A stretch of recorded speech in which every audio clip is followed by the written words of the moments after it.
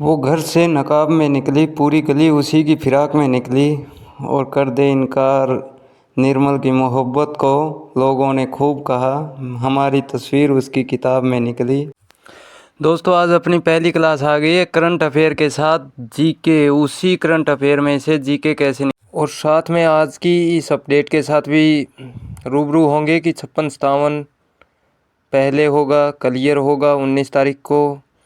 और साथ में आज के टॉपिक के ऊपर भी चर्चा करेंगे। हम क्लास लेके आ रहे हैं एनसीईआरटी आजकल। तो बेवफा बन के महफिल में मत बैठे रहिए और वीडियो को लाइक और सब्सक्राइब करके शेयर कर दीजिए। थैंक यू दोस्तों। पहले बात कर लेते हैं आज की क्लास की। देखो, जो बच्चे आरपीएफ, आरआरबी और हरियाणा पुलिस की अगर तैयारी कर रहे हैं तो वो बच्चे क्लास को ज़रा भी स्किप ना करें। आज उनके लिए बहुत महत्वपूर्ण टॉपिक है और टॉपिक के साथ उनके लिए एक आदत भी है कि किसी भी करंट अफेयर का क्या फ़ायदा है सबसे पहले पढ़ने में, और उस करंट अफेयर में से जीके के और साइंस के क्वेश्चन किस प्रकार निकाले जाएंगे, एग्ज़ामिनर किस प्रकार का क्वेश्चन देगा। उससे पहले आते हैं हम ग्रुप डी की कट ऑफ के ऊपर। जी हाँ दोस्तों, आपको पता है कि ग्रुप डी की भर्ती बाद में ही होगी और 56-57 टीजीटी इन सभी को पहले निपटाया जाएगा। अब 60,000 में से जब 56-57 के 60,000 बच्चे बुलाए गए थे, उसी के अंदर 20,000 बच्चे आपस में मैच थे, रिपीट थे हुए। दोस्तों, वही बच्चे, उसके अंदर कुछ ऊपर नीचे हो सकता है और जितना ऊपर नीचे होगा उतने बाहर की तरफ, जैसे एसएससी के अंदर या फिर दिल्ली पुलिस के अंदर, चंडीगढ़ पुलिस के अंदर, उसके अंदर भी बच्चे जा चुके हैं। जो बच्चे ग्रुप डी के अंदर टॉप हैं वही बच्चे 56-57 एएलएम और बाकी ग्रुपों के अंदर टॉप हैं। तो जिस दोस्त के जनरल के अंदर 72 नंबर, जी दोस्तों 72 जिस बच्चे के बन रहे हैं, वो उसको बर्तन बुला रहे हैं सरकारी संस्थानों के धोने के लिए। उसका चपरासी जन्म सिद्ध अधिकार है, ये बात आप लिख के ले लीजिए।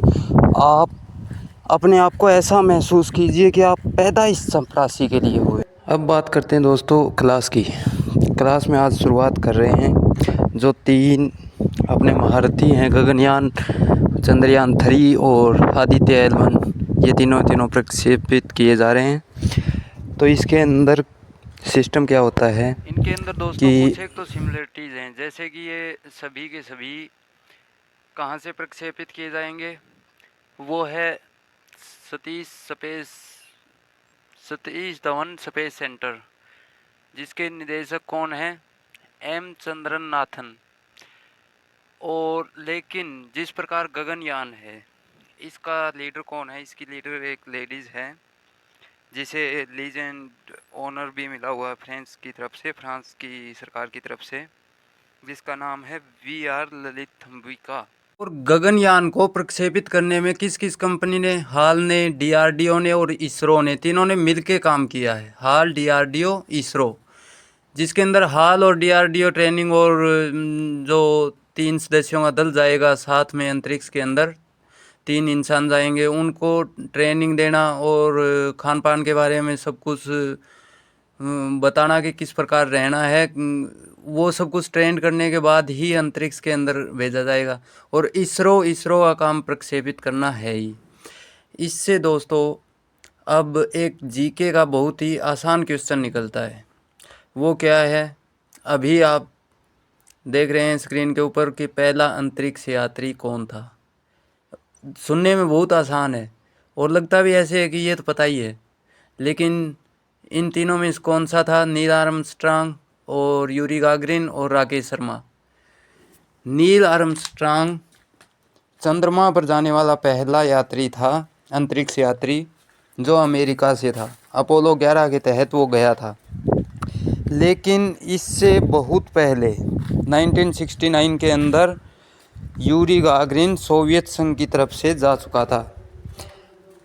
और राकेश शर्मा अपने भारतीय हैं जो पहले अंतरिक्ष यात्री हैं, और अभी तक कोई भी भारत की तरफ से शायद चंद्रमा के ऊपर कदम रखने वाला इंसान है ही नहीं।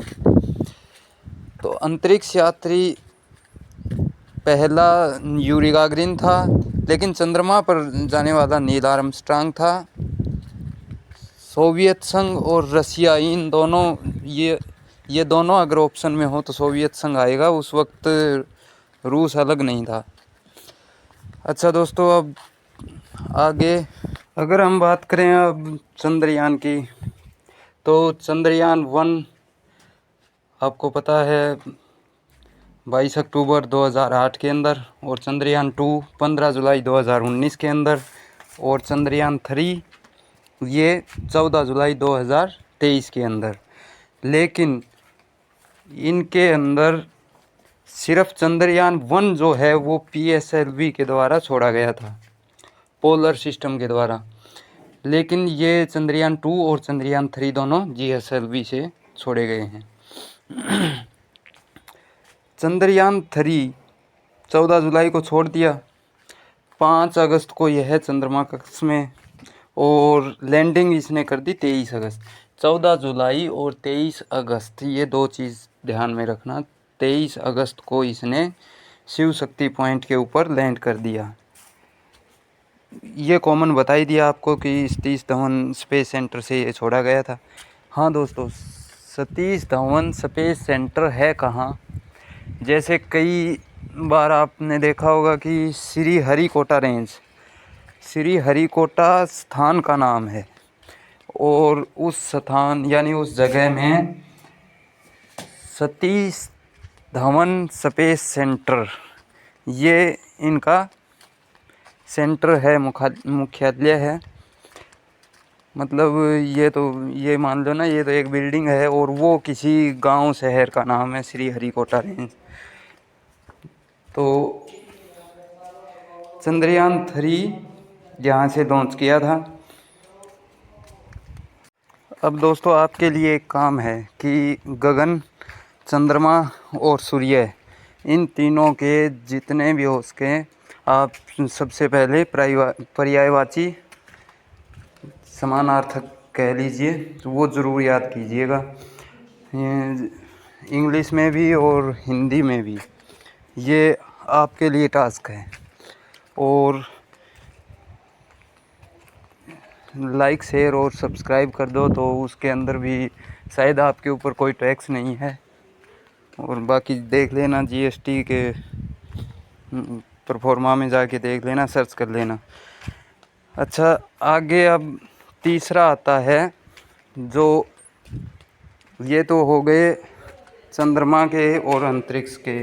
तीसरा भी अंतरिक्ष में जाएगा, लेकिन तीसरा अपना है आदित्य L1।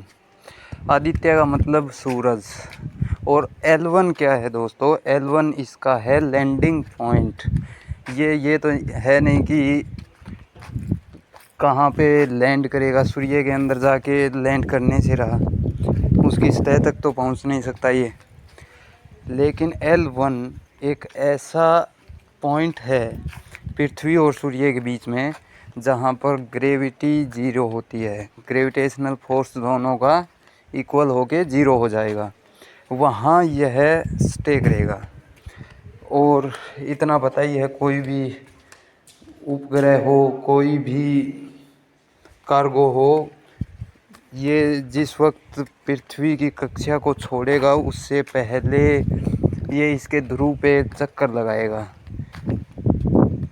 जिससे इसको वो फोर्स मिले जिससे ये किसी दूसरे कक्ष के अंदर शामिल हो सके। तो दोस्तों, ये L1 पॉइंट है, यानी इसका लैंडिंग पॉइंट अगर पूछेगा अगर कोई, तो वो L1 पॉइंट है। इसीलिए ये आदित्य L1 पूरा नाम है इसका।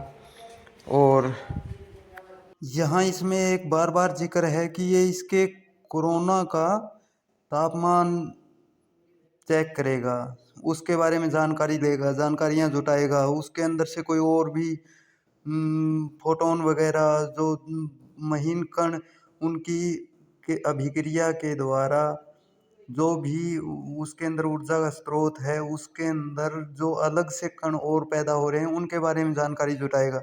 आपको ये तो पता ही है दोस्तों कि सूर्य के ऊर्जा का स्रोत क्या है, नाभिकीय संलयन है, साइंस के अंदर है एनसीईआरटी में। और नाभिकीय संलयन क्या है दोस्तों कि जैसे हाइड्रोजन मिलेंगे, दो छोटे तत्व अगर आपस में मिलेंगे, क्रिया करेंगे तो एक बड़ा कोई यौगिक बनेगा। जैसे हाइड्रोजन और हाइड्रोजन मिलके हीलियम बना देंगे। लेकिन अल्बर्ट आइंस्टीन के E=mc², ये फॉर्मूला भी है एनसीईआरटी में, E=mc²। तो उसके तहत कुछ एनर्जी और भी निकलेगी, H+H यानी हाइड्रोजन जमा हाइड्रोजन बराबर हीलियम तो बन गया, लेकिन साथ में एनर्जी और भी निकलेगी। हीलियम लगा लो या फिर ड्यूटेरियम लगा लो उसे, जो एक प्रोटॉन के बराबर होगी। और प्रोटॉन की एनर्जी और फोटोन की लगभग ये सेम ही कण हैं। वैसे इनके अंदर कुछ तो डिफरेंस होता है एनर्जी का और त्रिज्या का और द्रव्यमान भार वगैरह का, लेकिन ये कण सेम ही हैं, रासायनिक कण। तो इनकी जानकारी लेने के लिए आदित्य L1 को इनके ऊपर शोध करने के लिए ये अपना इंडिया की तरफ से पहला कदम है। और दोस्तों अब अंत में वही बात रहेगी कि करंट अफेयर से जीके या फिर साइंस का क्वेश्चन, ये आदित्य L1 जो है ये दिमाग में नहीं रहेगा आपके। क्वेश्चन ये आ जाएगा कि मोमबत्ती की ज्वाला के 3 भाग दे देंगे, उसमें सबसे गर्म कौन सा है, वो पता है बाहरी जो कोरोना होता है यानी बाह्य भाग जो होता है ज्वाला का, जो पूर्ण दहन होता है उसके अंदर हीट सबसे अधिक होती है, जिसका रंग वैसे नीला होता है मोमबत्ती में। नहीं, अब बात है आज के इतिहास की दोस्तों। 1931 में 14 मार्च को आलम आरा पहली भारतीय बोलती हुई फिल्म थी। ये आप नोट कर लीजिए, क्योंकि किसी फिल्म के सॉन्ग को ऑस्कर अवार्ड मिला है। और दूसरा ज़्यादा महत्वपूर्ण तो नहीं है कि हॉकिंग्स जो ब्रिटेन के भौतिक विज्ञान से जुड़े हुए व्यक्ति थे, बहुत बड़े वैज्ञानिक थे, उनका आज ही के दिन 2018 में देहांत हो गया था। ओके दोस्तों, बने रहिए साथ। Thank you. जय हिंद।